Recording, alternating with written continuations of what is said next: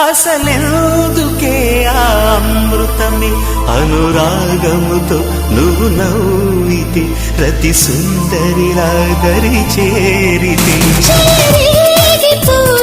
యవ్వనమే మగ కోరికతో మాట్లాడితే కొస చూపులతో తాకితే నేను నేను అని తేలి సోలిపోని ఏది ఏమి కాని